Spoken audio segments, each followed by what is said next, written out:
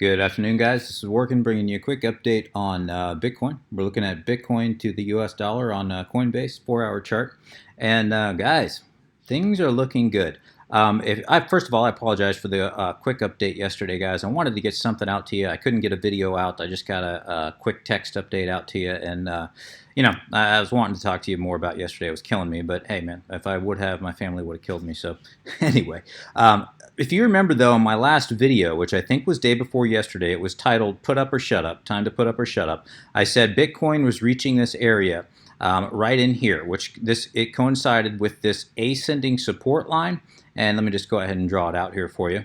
If we go swing low to swing high, the ascending support line coincided perfectly with the 618 fib. I said price was just they were both hitting each other at the same time. Price was hitting both at the same time, and I said if there was any time for Bitcoin to act, there's any time for the bulls to show some strength and to get this market going in the right direction to prevent this fall, it was then.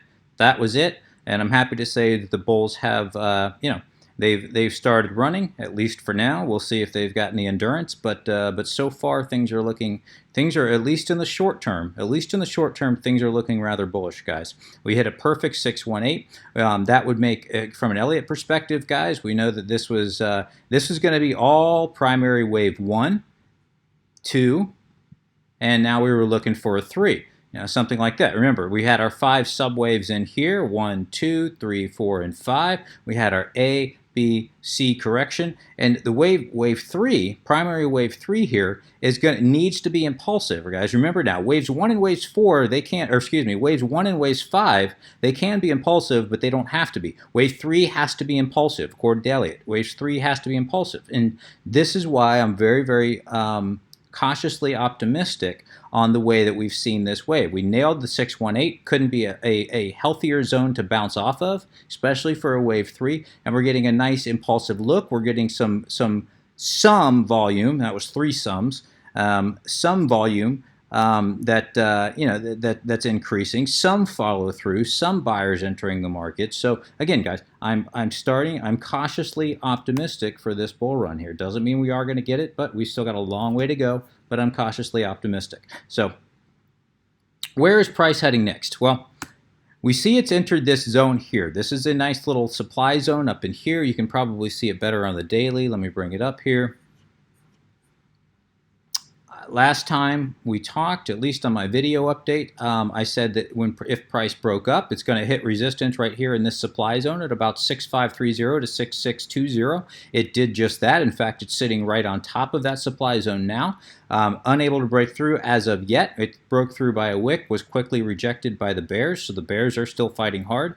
And more than likely, guys, we're going to consolidate a little bit here before we make our next run up. If this zone doesn't hold, which my bias tells me I think it will, we are going to get a temporary pullback. I'm fairly certain we're going to get a temporary pullback, but I believe it shouldn't be any lower than about 6500, somewhere thereabouts, and then we're going to test this zone again, come back up, and at that point, more than likely, we'll test this 6750 to 6870. And this is a critical resistance zone up in here, critical supply resistance zone up in here. And this is what we have to get past if we are going to get any long-term momentum going here. We've got to get past that, guys. Hang on, let me get a drink of water. 1 second. Okay, sorry about that, guys. Okay, I've drawn up here our latest swing high to our latest swing low. This structure right in here, we can see that price has risen above on a retracement. Remember, guys, as far as algos are concerned, and we're trading against algos, we're still in an overall downtrend, and they're looking for reasons to pick targets to the up or to the downside. Right now, they're still looking at this as a retracement. What's good temporarily? What's good is we've now seen price rise above the 618. Now we haven't had the candle close on the daily above the 618, so this could just end up being a wick and getting rejected back down. But for now, price is sitting above the 618. That's a bullish indication. That says if we can get the candle to close up there, now algos are going to start picking targets up here. When that happens, that's when we're going to be able to break this resistance here. This major resistance sitting here between 6750 and 6870. So it's very bullish. Again, more than likely, it's going to consolidate right here on top of this 618 to 650, on top of the 618 to 65 fib levels. and then I'm guessing more than likely maybe come just wick down below him again, and then come back up and test it. But right now, guys, things are looking fairly good. And I know what everyone's thinking. Everyone's talking about this inverse head and shoulders. I have been reluctant to talk about it until I saw a bounce. I think on my last video I acknowledged it for the first time and told you that structurally we saw this deep retracement. I said if this thing was going to be valid, we had to see a bounce. We did see that bounce, and now I'm starting to get excited that we could complete this inverse head and shoulders. For those of you that don't know, we're looking at the left shoulder here, this being the head, this being the right shoulder, and then we'd be coming in for a breakout. If that does happen, guys, I want you to take note of this. Up here, we've got a very, very strong supply zone, very strong resistance up in here. You can actually probably see it better on the daily. Let me pull up the daily. You can see that there is a decent little supply zone right up in here, and that's going to have to get broken through if we are going to get any legs as well. So this is our temporary, this is our longer term goal of breaking through this. But the reason I bring this up is, if we look at our target for our head and shoulders, how do you target a head and shoulders on the breakout? Well, you go from the head, bottom of the head, I should say, to the top of the neckline, which the top of the neckline, let's go ahead and draw that. Bringing this on the daily, it's going to be somewhere right around. Actually, let me draw this on the 4 hour, be a little bit easier to see. Get a little more accurate neckline there. There we go. Yeah, actually, that was right about right. So we go from the bottom of our head, and this is a very conservative, I'm taking a very conservative estimate, guys. Some guys, because, you kind of see this head down here, the head would come down in this area. Some guys would draw it from the bottom of this head. I'm being extremely, extremely conservative, drawing it right in the middle, right up to the top of our head. And on the breakout, our target would be, let me bring it here. There we go. Target would be right at the neckline. And look, it brings us right into that supply zone between about roughly 6500 to 7700, somewhere thereabouts. We can see that would be the target. So if we get a decisive break above this, the top of this zone, which is 6870, more than likely, probability-wise, I'd say I'd be about 70% sure, which is 75% sure we're going to come up and we're going to at least hit 7500 at least, but more than likely up to 7700 or thereabouts. So that's kind of what we're looking at if we get a breakout on that inverse head and shoulders. Let me get a drink of water, guys. Stand by. Okay, sorry about that, guys. All right, so zooming in here, we're looking at this latest little structure right in here. Zooming in here, our latest swing low to swing high would be from right here to right here, right? Now, assuming that we're at the top of this latest impulse, and we're going to more than likely see a pullback, and which I would expect. So if we go from swing low, we draw from the wick to the wick, top of the wick here. We can see that the bottom of this supply zone here, the resistance area that we've been watching, is right about the 236 fib level. So more than likely, we're going to probably see a pullback to the 236, in my opinion. Probably consolidate. We may get a wick down here and hit the 382. If it does end up just wicking down there briefly, no problem, and then possibly impulsing back up. But yeah, a logical pullback will probably be to about 6,500 or thereabouts, would be my guess. Little pullback before we continue the uptrend. If we do drop below by more than a wick, if we drop below to the 382 about 6,440 or thereabouts and just bounce off it, no problem. If we drop down below to about 6,440 and start just moving sideways, I'm going to start getting concerned that we're going to probably come back down in here to this zone between 6,400 and 6,300 or somewhere thereabouts, and that'll just mean that this was all just pure manipulation, whales transferring money from themselves to somebody else, and then it's just going to drop right over again. But for now, I don't think that's what's going to happen. At least that's not my bias. For now, I would expect a pullback to about the 236 before continuing more than likely to the upside or at least sideways. All right, if we look at our histogram, our MACD, we're looking at the 4 hour. We're getting, histograms trending up, trend line, MACD line, both continuing to trend up, which you would expect. We're getting some nice steps, very healthy looking. Looking on the daily.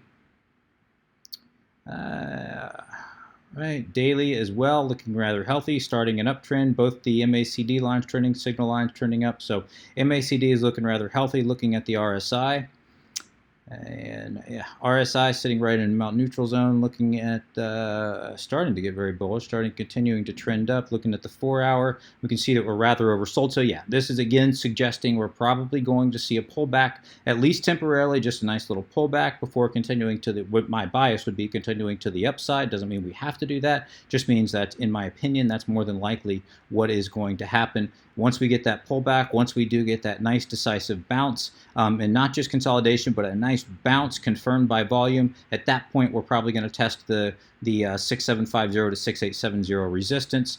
And remember, guys, we've tested this quite a few times in the past. It's been rejected. And just like anything else, just like if you were hitting a tree with an axe or banging on almost anything, you can only hit it so many times before it falls or before it breaks. So this has been tested quite a few times. I mean, if we get a nice test confirmed by volume, again, I believe that there's a very high probability that this will break. Now, again, it's got to be an impulsive break. Now, we are on our third wave. Remember, guys, we are on the third wave. So, that the third wave is supposed to be, the most impulsive wave. So 1, 2, and 3. So that would make sense. From an Elliott perspective and everything else, it would make a logical sense that this would be the time to break this 6870 to 6750 resistance zone here. All right, guys. Remember now, looking at the big picture, and I want to stress this: make sure.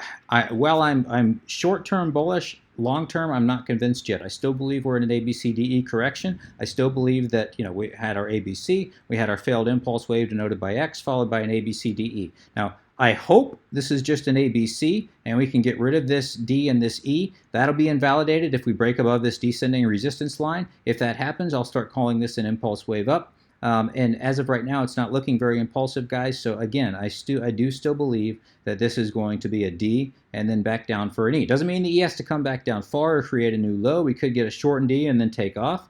We'll just have to wait and see how it plays out. But for right now, guys, I mean, again, I've showed you this in the past. If you just look at the trajectory of each one of these bounces, we continue to see a weaker and weaker impulse up. So that was our first, our second, you can see a little more lopsided, our third, a little more lopsided, and here's our fourth attempt here, and look at the trajectory, guys, just getting weaker and weaker and weaker. The good news to that is this is kind of what it looks like when we're in a trend change, when the market is trying to decide where to go. We know the market has been bearish. It's kind of just consolidating, meandering, trying to impulse, not really.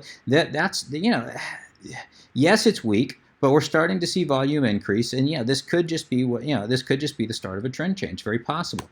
I will invalidate this count and call this an ABC and then an impulse wave up if and when we break above this descending resistance line. When that happens, I will start getting extremely, extremely excited, guys. But until then, I'm still being very cautious, thinking that this may just be a short-term bull run, hit this resistance, come back down, and then we start the longer-term bull run that we're all waiting on. Doesn't mean that has to happen that way. Just means please be careful. Especially if you're considering going long. Just know that this may be short. This may be a short-lived bull run. Doesn't mean it will be. But as of right now, I'm not seeing any signs of a longer-term bull run. If we continue to get an increase in volume, though, however, then I'm going to start getting excited, and then at that point we'll start thinking longer term. Okay, looking at our MACD, or excuse me, at our EMAs, we've got the 8-day EMA in blue, the 21-day EMA is in yellow, the 55-day EMA is in pink. Sorry, guys, my dog is over here. It's distracting me. All right, price did break above the 8, and we're on the 4-hour chart now. Price did break above the 8 and the 21-day EMA. Very, very, very bullish.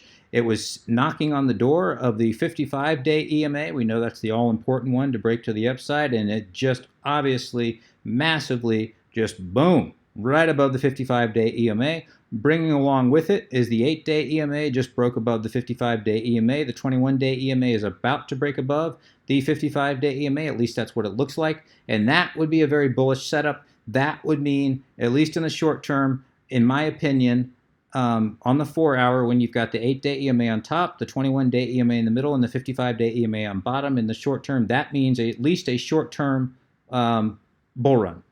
Short term. We'll start talking about a longer-term bull run when we can get that set up on the daily chart. Here it is on the daily. On the daily, we see price was unable for a while to break above the 8-day EMA. We can see it just crushed right above the 8-day EMA, broke above the 21-day EMA, and if price can close on this daily candle above the 21-day EMA, that's going to be a very, very bullish sign of strength. We can also see the 8-day EMA is trying to creep its way up and break above the 21-day EMA. Again, if that happens, it'd be a bullish sign of strength. And if we can get the price to break above the 55-day EMA, then then I'm going to again start getting very, very, very excited. So anyway, guys, these are my quick thoughts on Bitcoin. If you have any comments, questions, suggestions, please let me know in the comments section below. Certainly always appreciate an upvote or a re-steam. Until next time, guys, re-steam, excuse me. My dog did it. Anyway, guys, all right, I'll do a video on my dog one of these days. Anyway, guys, until then, until next time, please trade safe. This is Working, signing out.